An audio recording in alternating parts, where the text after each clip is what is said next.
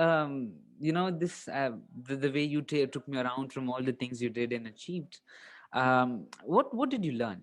From being a volunteer, then being a principal, then opening your own organization, and teaching kids and helping kids, and doing different kind of things and going to MTV roadies.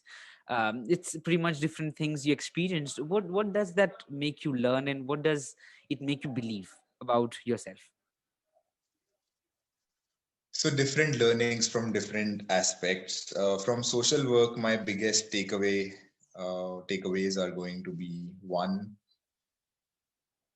every problem that you have um, is negligible when you look at real problems in the world. So when you fret upon petty issues um, such as a girlfriend or a boyfriend, or scoring lesser marks in one particular exam, or not looking good enough, or not having good enough clothes, or when you fight with your parents because they intervene too much in your life, etc. Such petty problems, when you look at the reality that most people in India go through. My students have seen their parents, pass away left, right, and center, including some of them have seen their parents kill themselves in front of them.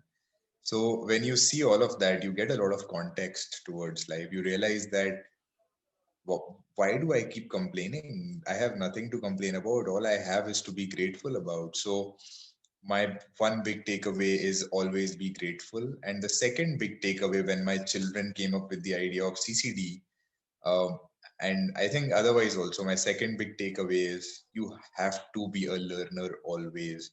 You can never be full of yourself. You can never go ahead and say, now I know this. Like even today in social work, I am still struggling.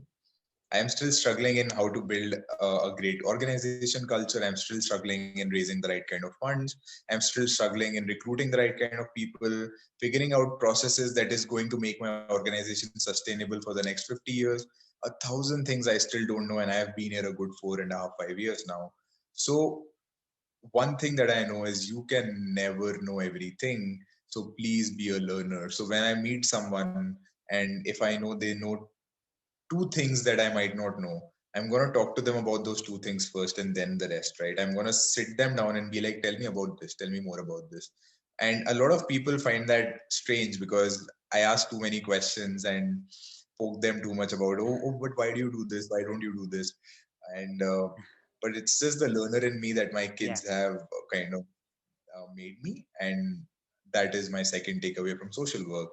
From MTV Roadies and TV as a whole, my takeaway is no matter how amazing you are or how amazing a work you do, without reach, you will always be you will always be in a pond.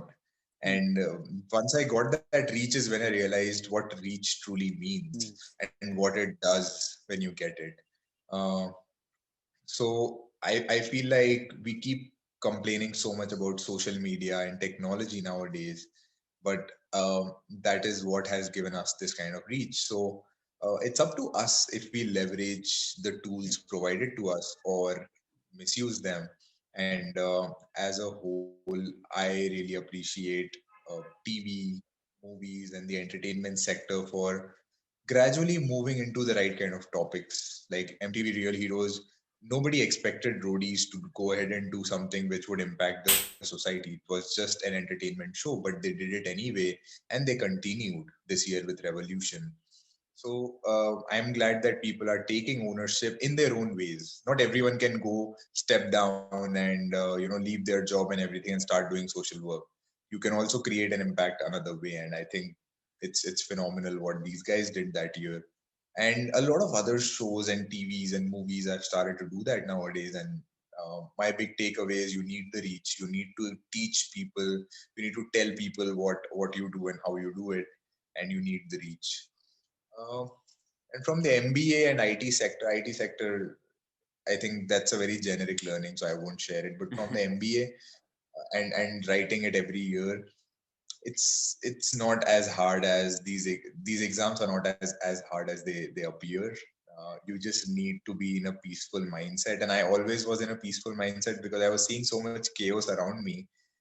the exam never overpowered my head and made me believe, oh my God, what will I do if this doesn't go through? That is the one thing that breaks the exam for half the people, because during stress, most of us make mistakes. So I think that worked really well for me, because since I have become so grateful, I ended up not worrying or fretting about my exam, and then they went really well. But MBA as a whole, I think you should do it after 4 or 5 years of work experience, because then you actually know why you need it. Hmm. Then you actually know what value would it add to your lifestyle, and what change would it do. For example, right now an MBA will help me how to run a lot better organization, and which is why I am up for it. Okay. Okay.